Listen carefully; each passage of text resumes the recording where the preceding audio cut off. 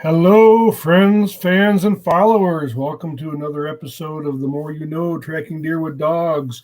This is our inaugural broadcast of Tales on Trails presents Tales of the Track. So what this series is about is bringing on guests, whether it be trackers or hunters, to talk about a specific track and something that either the hunter or the tracker learned from that track, and just share stories, have fun, and maybe pick up a morsel of learning. So the first track. Oh, by the way, I'm Matt with Tales on Trails Deer Tracking, and the very first Tales of the Track broadcast is going to be about the very first recovery that Bahroo and I ever had. It was October 8th, I think, and it's a pretty fun story, at least for me it is. I learned a lot, and I really enjoyed this track because it was for a dear lifelong friend, and his brother-in-law. I graduated with the hunter's sister, and my friend is married to the sister. So it was a lot of fun, and I really enjoyed it. Plus, I learned a lot, and I think Tom's going to have some stuff to share. But if you're watching on the podcast audience only, the audio audience only, feel free to go to Tales on Trails Deer Tracking on Facebook and YouTube. You can watch the broadcast there. Otherwise, there's a little bit of visual reference here. I'm going to pull up the track line and show you some of the things that were interesting and fun about the track. But other than that, you'll be able to get a lot from just the audio version. But if you want to see the video version and see the things we're referencing, feel free to hop on over to Tales on Trails Deer Tracking on Facebook or YouTube.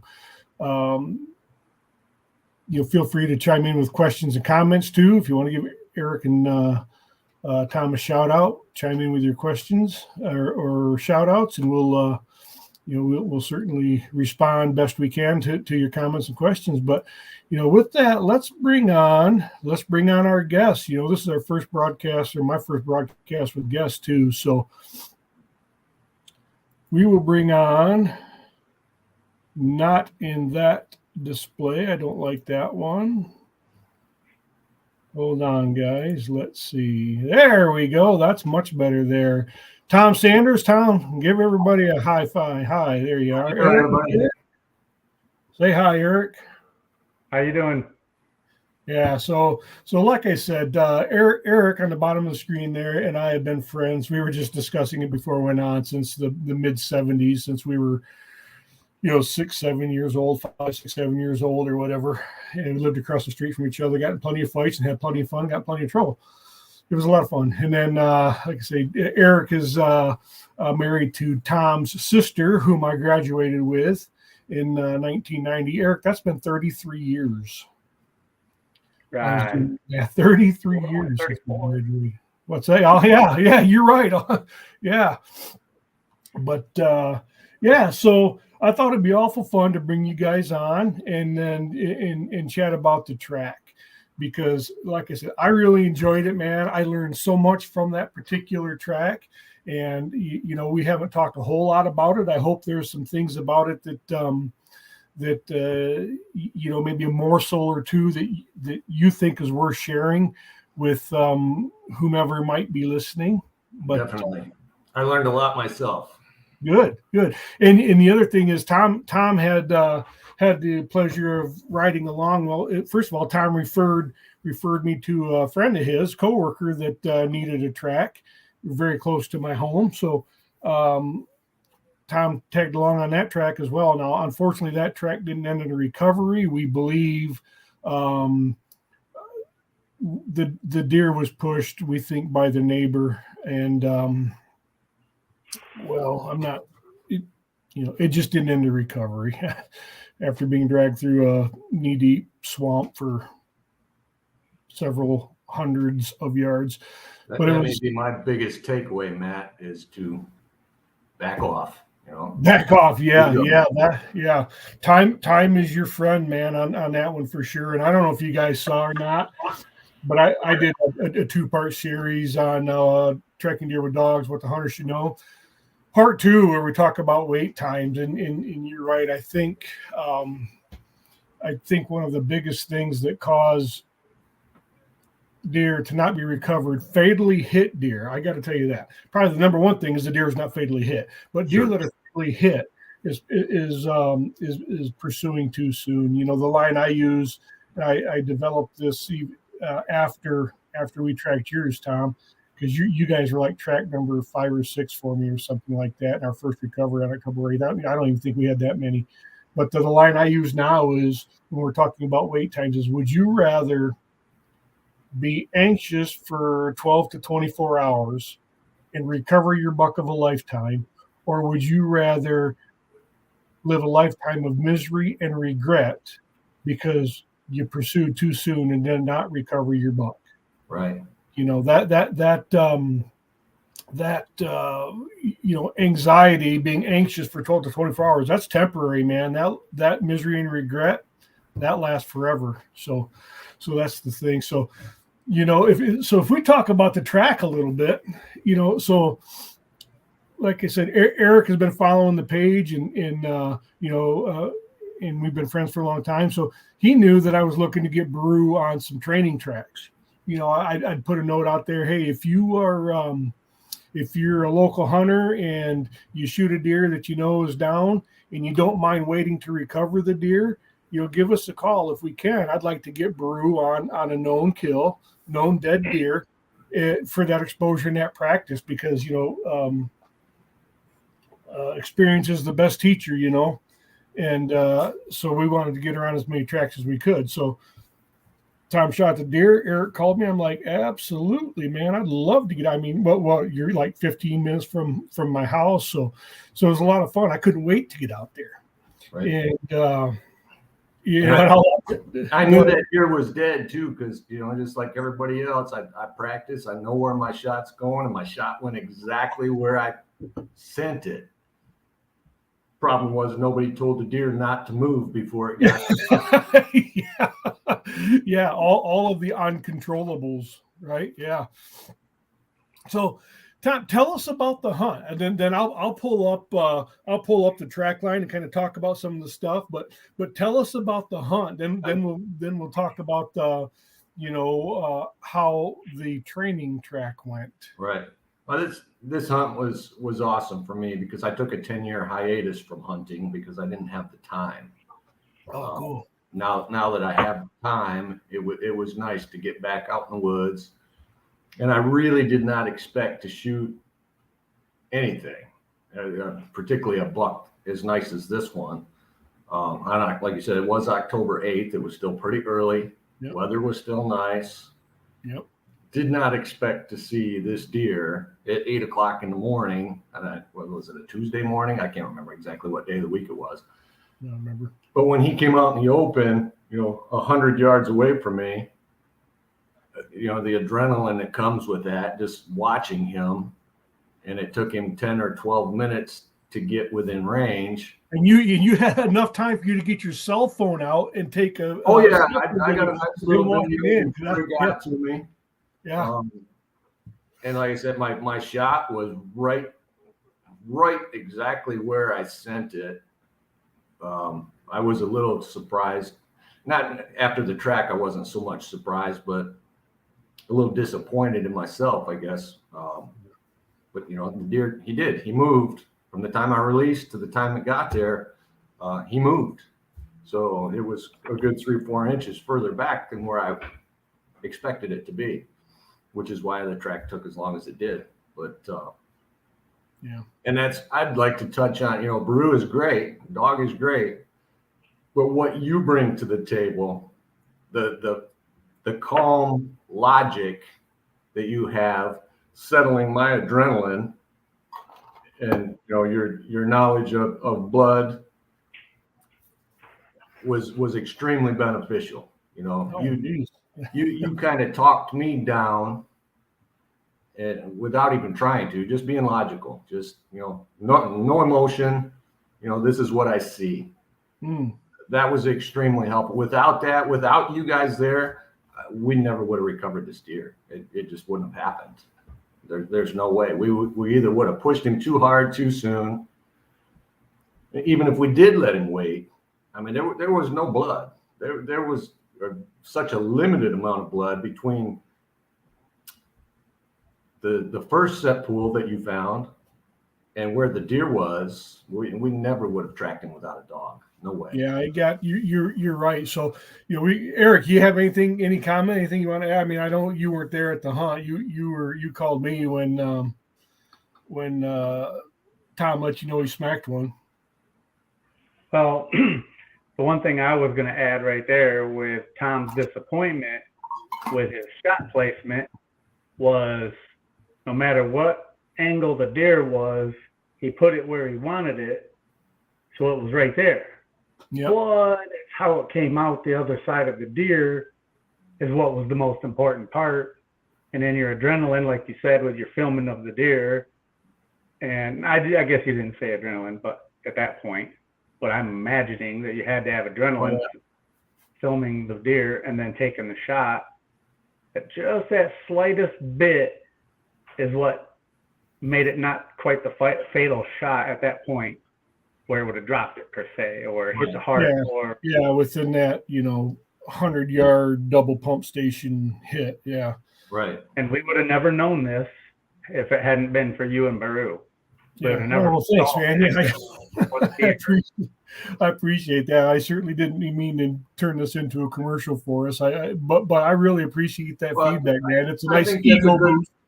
I think it's a good point though, because I see people posting, "Oh, I got a dog, I can go track." Well, the dog's only part of the equation.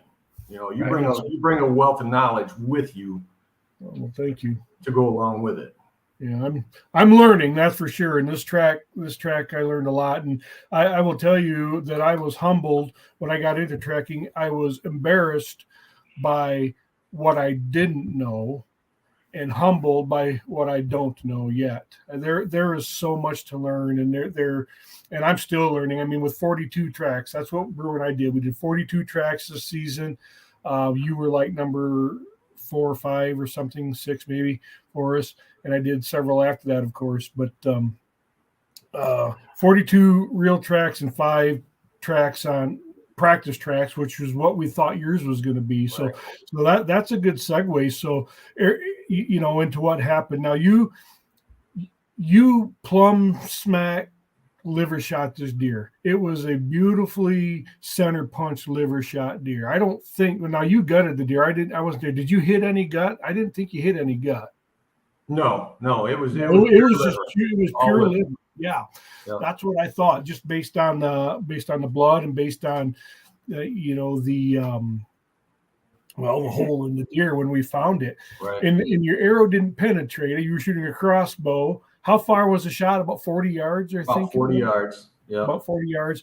And you didn't have a pass through. So we found your arrow about 120 or so yards into the track, something like that. I'm going to play the slideshow here in a minute, but that kind of talked about a picture of me handing you the arrow. But so this shot, you're right. I mean, if you look at it, in the heat of the moment, it looked like it was right behind the shoulder. I mean, it's a game of inches. And had you been 2 inches further, in this case to the right, which would have been forward on the deer, you wouldn't, it would have been a true practice track. Absolutely. But we didn't know that at the time. We thought it was a double lung deer, and which is real common. I mean, if he'd have just stood still, it would have been all over. Yeah. Go ahead, Eric. Do you have a picture of your diagram, your ABCD 1, 2, 3? I do not handy on this computer though. Yeah, you mean the grid showing where it hit. Yeah. I might have a picture of the deer. I don't know if I sent a picture of the deer off my phone to this computer or not.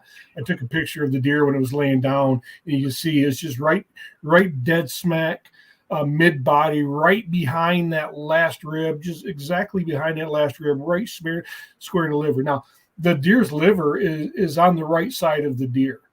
and you hit on the right side of the deer. You know, the Right. liver is not in the middle. It's favored. It's over on the right half of the deer. So, I mean, it was absolutely perfect. So, perfect as far as liver shot goes. Now, guys, you know, don't beat yourself up, Tyler. I mean, that liver shots are 100% fatal. I mean, Oh, it's, absolutely. I mean, you it was know, definitely a good shot. I mean, we did recover the deer. yeah, It yeah.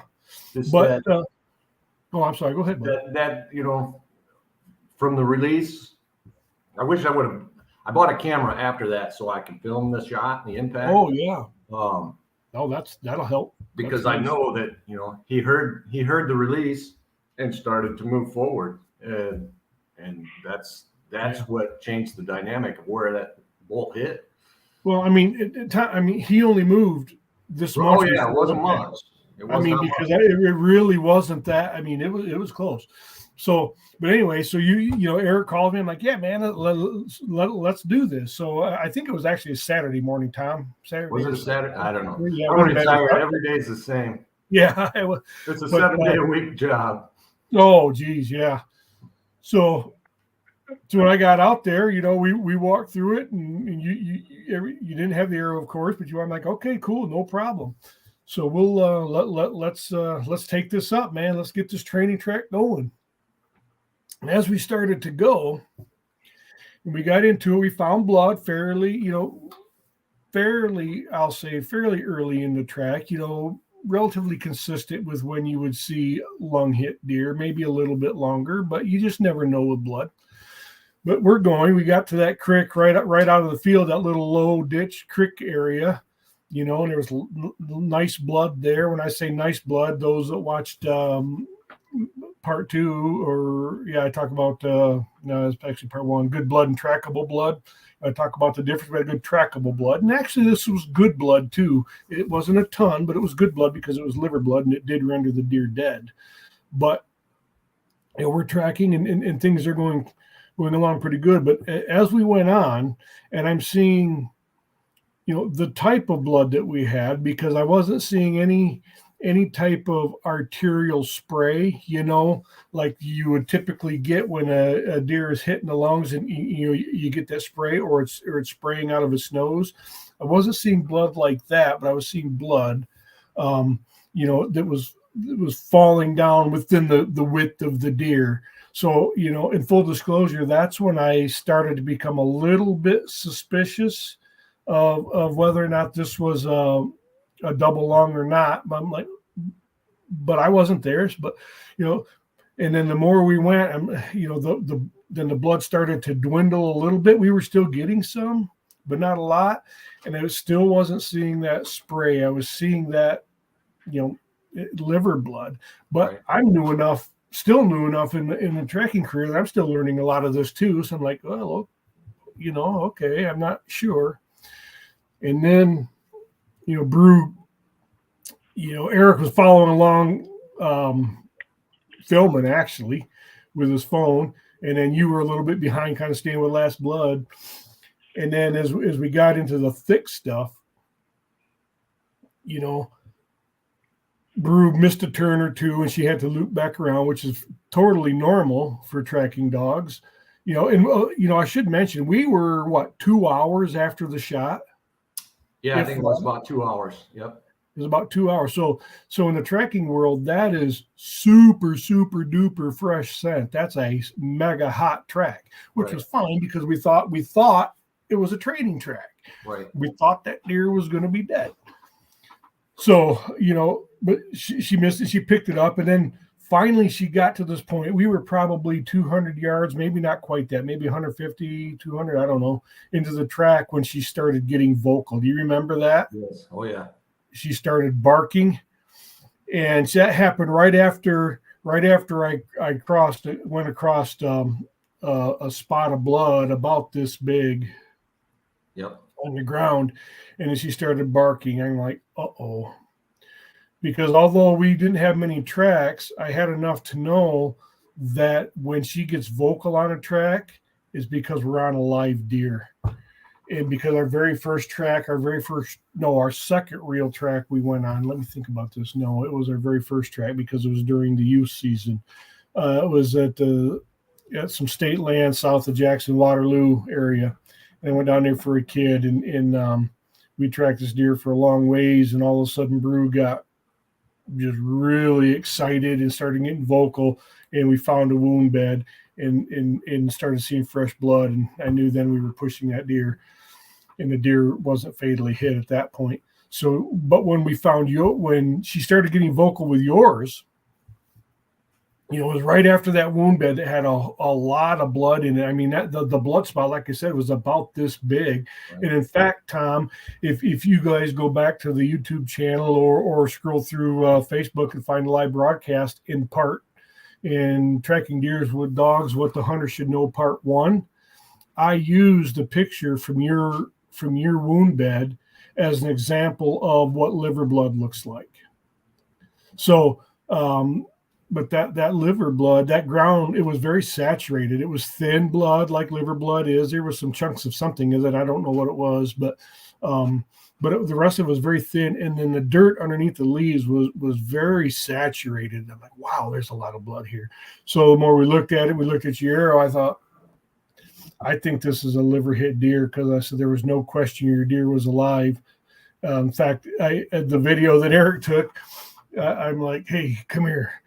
I think your deer's alive, and here's why, is what I said. Then Eric says, oh, yeah. And then we start talking about it. And then, Tom, that's when we called you up.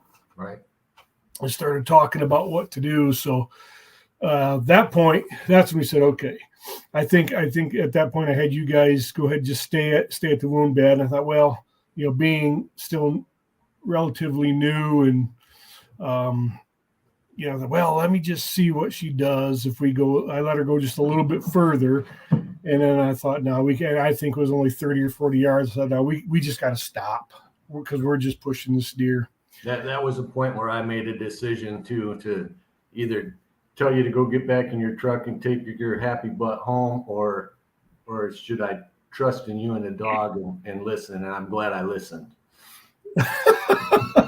Yeah, me too. Thanks. But that's when we agreed that, okay, look, we're pushing your deer. I think it's liver shot. Let's come back at 4 o'clock. I think at 4 o'clock at that time, it would have been the 8-hour mark. Yeah, did we come back that early? Yeah, I think so. It was still daylight, I guess. Yeah, it was still daylight. Yeah, it was 4 o'clock. Is when we decided to meet up. So we went back out there, and we put Bahroo back on the track. We started at not technically at the hit site, but where it funneled into the into the grass, where the known sign. Right. So now the track is 8 hours old. It's not 2 hours old anymore. So it's a little bit older, still very fresh. And she tracked well. She got on it. She did do a few more circles on that one, but she got us back to the wound bed. Yeah, that was when she really went to work. Yeah, that's right. And this is where it really started to click for me as far as dog work goes, and a huge lesson for me as a new handler and a new tracker of scent pools and having faith in your dog. I will tell you, man, the hardest thing for me as a new tracker, the hardest thing of all, is trusting your dog. I learned a lesson in trusting your dog on this track that I applied later, and still even then there's some times I doubted, because it's so hard when you don't have visual confirmation to trust your dog. Right. But so when we went back out there, she got us past the wound bed where we pulled out the night before. I'll pull the track line up here in a minute. We'll talk about it. But in another 30 or 40 yards, maybe 50, I don't think it was quite that far from where that wound bed was, there was this kind of clearing in the woods with a bunch of marsh grass. You remember that area? Oh yeah, very well. Yeah, and that is where there was a scent pool in there. Now, I don't know if it's because your deer was walking around in that grass area and it traveled there a lot. It's an extremely high traffic deer area. Oh boy, was it? Yeah. I mean, there were trails galore in there. Yes. but she kept working and working and working. And we probably stood there, 5 or 6 minutes? It seemed like forever. Oh, yeah. It probably was. Maybe it was longer than that. But that's when she started working. I'm like, okay, I'm just going to stand here because, first of all, I don't know what to do otherwise. So I'm just going to stand here as long as she is working. And she was working. I know the difference. I done enough practice tracks with her stuff that I knew the difference between frolicking and jumping Right. around in the grass, She was looking. definitely assessing every cent she could find. Yeah, that's what she was doing. So I knew she was working to acquire. So I just stood there on the entry side of that and just let her go. I mean, I had to follow her a little bit because I didn't drop the lead, but then finally she picked the line. What direction were we headed, Tom? I'm losing my orientation. Would have been northeast. Okay. Yep. I'm looking at northeast. So, when she picked a line north, which was directly, opposite of where we entered, out of that little swale hole, swampy grass clearing into, I'll call it the hardwoods. It wasn't really hardwoods, but it was more woods than the grassy marsh area. Right. And right out of that, I think there's a little hill there. There was one little pin drop of blood. I'm like, holy smokes, that's awesome. That, we had visual confirmation because before that I didn't know. I mean, I knew she was working the deer and was hoping that it was the deer. And we found that one drop of blood. Man, that was huge for me. It was a massive validation of the dog working through a scent pool. And remember, I'm new, and this is our not our first track, but one of our first tracks. Yeah, I think you were as excited to see that blood as I was to see that buck in the morning. That's true. There is no joke about that because I was elated that she worked us through that. I mean, I shouldn't be surprised because that's what dogs do, but I'm new, man. I didn't know. I mean, that's my first time that we've had that experience. So I was stoked. And then as she worked through, you and Erica, you guys are now right there following along. And we had a few more spots of blood. We had some decent confirmation. I mean, when I say decent, I mean it wasn't a lot of blood. It was enough to say there's a drop of blood and there's a drop of blood. Right. It kind of petered out again, but all of the sudden we get up to the spot and we start finding all of these deer carcasses. How many were there, Eric? 3 or so, probably. There had to be at least 3, maybe more. Yeah, of deer that carcasses that were well decayed. I mean, they were skeletons. I'm like, wow, what in the world is this? Is this that we're in the deer graveyard, man? I remember thinking that to myself. And that's about the time that Bahroo started to. It was really interesting because she went up a trail a ways and then she came back. And I'm like, okay, she worked through one scent pool. I'm just going to stand right here. And she was really, really, really working hard. And if I remember right, the wind, and I'm looking at the map again. So we were facing southeast. If that is south, the wind was out of the east. It had to have been a little bit, right? Some version of east. I don't remember. From the lake. It was blowing from the lake, right? That would have been from the west. Oh, that's from the west. I'm getting myself twisted around here. I'm sorry. Yes. And that's the prevalent. Oh, yeah. The wind was south. Okay. Yeah. From the west. Yeah. And she was acting a little funny. So, and we don't have any more blood at this point, but we're amongst these carcasses, so to speak. And that's when she took this big loop to the left. And she took me on a big loop around this giant, I guess, briar type patch bush. I'm like, okay. So we walked around and she looped back around and she got back on the line. And then she tracked, you guys had stayed there. So we looped back. It was probably a 30, 40 yard loop, maybe. Right. And she got back on the line and she tracked back up to where you guys were. Kind of went past you guys, stood there a minute, and she got super interested in whatever, was to our left. I'm like, what in the world? Now, Tom, you think that she looped that thing again? She started to loop it again, yes, and that's not. I don't know if you heard me at that point, but that's what I said. I think he's in there because that briar patch. Oh, We can't even describe it. You know, I mean, it was 5 feet tall, probably 30 yards in diameter, and so thick you could not see in it. oh And yeah, you know, yeah. and you'd have to pay me a good amount of money to walk through that thing because it was not a pleasant place to be. No, it wasn't. It was well protected by thorns and thickets and intertwined material. If I remember right, there were some downfalls in there, and we had to climb over to get to. I don't know how that deer got in there, but that's it, man. That's right. She walked back around, and yeah, you said that. I don't know if I remember if I heard you say that or not. I'm like, man, she's interested in something over here. So we let her go, and then she got around to the path where I think the deer went in, because then she started walking right up. Because at that point she was upwind of the deer, but I think she was on the track, and she started going to that briar bush, and I looked up and I could see this brown mound, and I think to myself, oh great, there's an anthill. I legitimately thought a stinking anthill in this thing. So I took 3 or 4 more steps up there, and I kind of peeked in. I go, oh my word, that's the deer. That's what I said. Hey, Tom, you had to be within what, 6 feet of him at that point before you could even see him. Yeah. Oh yeah. 6 feet, something like that for sure. Yeah, it was close. But it was, and lo and behold, there was that deer, man, and what I'm not even going to play the video there to it because I sound like such an idiot. I was so excited, oh baby girl, good, I was so excited that we found a deer, So I'm going to pull up. Let me pull up the track line really quick, guys, and then Tom, I'm going to quit babbling and let you guys talk a little bit here.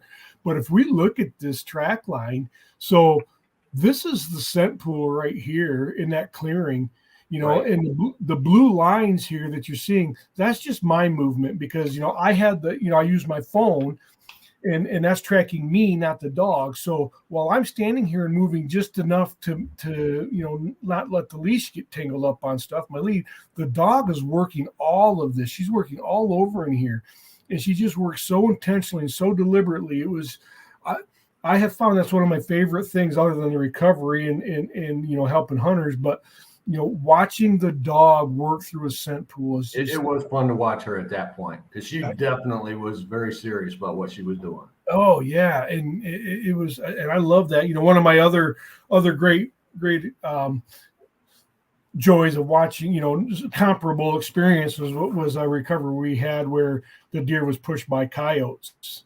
And it was a really clean track. It was a gut shot track by Ann Arbor, and we found the deer pretty quickly. But the deer was pushed by coyotes, and she had to work through that. But just watching her work through scent pool, I just love watching her work through scent pools.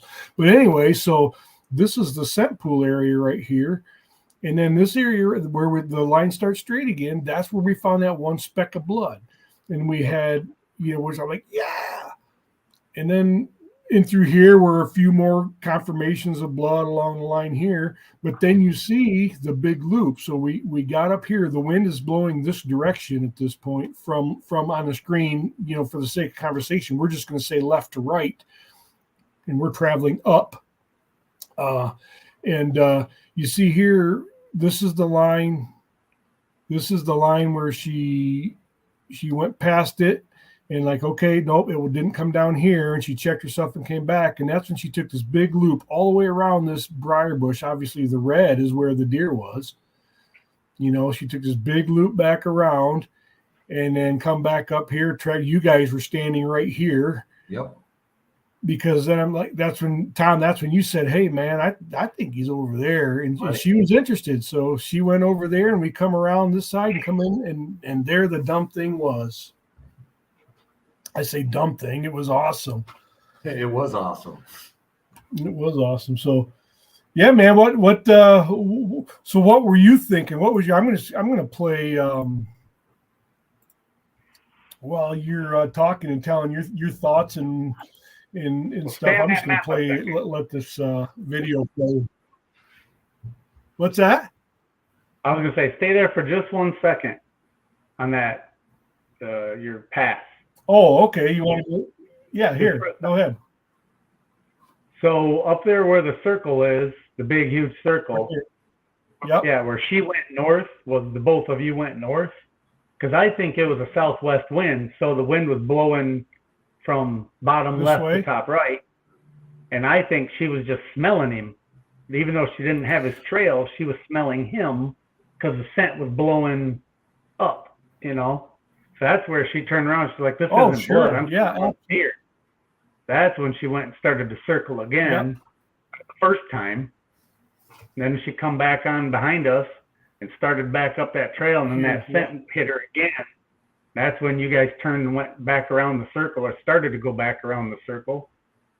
I think it's because she was smelling him the whole time at that point. I can tell you exactly what I was thinking, Matt. Because you go back down to that clearing where that grass was, where she was really working hard. Oops, right here. Right in the center. Yeah, right in there. From that point on, I was basically thinking, thank God that Eric had your phone number, because I never would have found this deer. I wouldn't have. There's no way that I could have picked that one drop of blood up after 90, 100 yards of nothing. I never would have picked that up. And even if I had, that's about what it was too. Which way next, because at that point, the drops of blood were 30, 40 feet apart. So it looked like a single drop here, a single drop there. You're just not going to follow that with nothing but visual. Right. Yeah. Yeah, it was a big deal, man. I learned a ton. Go ahead, Eric. Now you can go ahead and cycle your photos if you want. But the one thing, I got a couple of things I was going to hit on was, you've got the handler and the dog. Yeah, there's two bodies. And you've got the hunter, which is a third body. And then there was me, which is the fourth body. And you two are leading it. You're following her. She's running right through it. She don't know to avoid the blood. Because if all else failed and you had to leave, or whatever reasons that you couldn't finish, she's trampling the blood, so therefore you're following her, and you're and then Tom and I kept taking turns on last blood. Whoever had the last blood, the other one would move forward until you said blood, and then we would mark there, and then the next one would come forward, and we were like bunny hopping. Yeah, leapfrog. Leapfrogging, bunny hopping. But the key, I think, for your future hunters would be the people following you two should not be trampling the blood. Just stay to the side and watch your blood. Don't walk in it. No, you two are already going right down it. Yeah. Yeah, and I do my best to stay off, but it's really hard, man. When you can't. I'm going to do a broadcast. Funny you bring that up, Eric. I'm going to do a broadcast later on the very last track of the season that we did. I don't know if you saw my scent drift broadcast. It went out last night. I recorded it the other day, and then I just scheduled it to be broadcast last night. It's on scent drift, and I'm going to use that track line because that hunter had looked for his deer. He didn't grid search, but he looked for his deer, got the scent on the bottom of his boots, and when he walked around, it had the effects of a grid search because the dog, we started following the hunter instead of the deer, and it took us on a couple of goose chases. Now, I'm certain she got back on the deer and ended up in the right lane before we pulled her off. The deer wasn't dead at the time, but that's exactly right. And, I don't want to keep plugging my previous broadcast, but I talk about that in, the effects of grid searching and what it looks like on part 2 of Tracking Deer with Dogs, what the hunter should know. There's a good visualization there. So you're right, Eric. And that's, the more people you get out there on the track, you're certainly going to step on the track. And then as the deer loses it, and or the dog loses the track and has to, which is normal, and has to reacquire and does its loops and stuff. The fact that you've walked on that track could impact the track. A dog will work through it most generally, but I mean it's possible. Yeah. for sure. something That to think it could, about for that's the other the thing, and I appreciate your point. Say that again. That was just, you're right. Say that again, Eric. I mean, it's just for the future hunter. I mean, and for you to tell the future hunter that calls on you. Yeah. Yep. Yeah. I'm thinking about doing a broadcast about that. What the hunter, role should be on a track. Because last year, not this past season, but the 2021 season, when I was doing it with my son-in-law's German Shepherd, I was trying to get into it. We went on a track, and all of a sudden that hunter started, trying to handle the dog, and it really upset me. Don't ever give the tracker's dog commands. I'll tell you that right now. Don't do that. And it was frustrating. That guy's deer wasn't dead, but he wouldn't. He just wasn't having it. But what would you share, Tom? What other info would you share? Or That's words to the wise, or what the heck? Points, questions, or whatever. Let the dog work, and the big. If you don't know for a fact that deer is down, back off and wait. That's the biggest thing. Back off and wait. Had you not been there, I wouldn't have waited. I would have pushed him. I'd have pushed him again, and I never would have found him. I never would have found him even after we waited. Yeah, because we found him after we jumped him. We found him probably 50 yards after the first wound bed, I think, somewhere in there, maybe a little bit farther than that. And if we'd have kept going, he'd have been could have been in the next county. Right. Yeah. Pushing them is no good unless you got manpower to surround the entire area. You can catch them moving through. You're never going to catch up with a whitetail. Yeah. And that's and that's just do drive. Yeah. So cool. Well, that's great, guys. Man, this was fun. Which one? Just all of them around the deer where it's laying there. One? Because we had to open that up so much just to get in there. We had to trample it all down just to get. Oh yeah. Yeah, that's right. That was trampled down. If we go back, that's after I trampled it down a little bit to get that angle with the dog. Let me see. That's after Tom got in there. Yeah, right there. That's the one. That's I zoomed in on it, and I'm like you said, Tom, I'm 6 or 7 feet away, 8 feet away. At that point, I had to zoom in with my phone to get that picture. Right. I'm still picking thorns out of my coat. Yeah. So, well, man, this has been great, guys. I appreciate you. I appreciate you coming on and sharing your experience and talking about it, and letting me being the first Tales on Trails presents Tales of the Track. Let me talk about our own track and our first recovery, man. It was a lot of fun. I think about it all the time, and that scent pool is just so huge for me. Thanks for the recovery. Absolutely. Yeah. Oh man, anytime, man. Glad to do it. So, well, cool, guys, man. Barring any other words of wisdom, man, I appreciate you coming on, and you're welcome on anytime you want to come on and just chat. We'll do another broadcast, man. But I appreciate it, and I'll schedule this release. I'll let you know.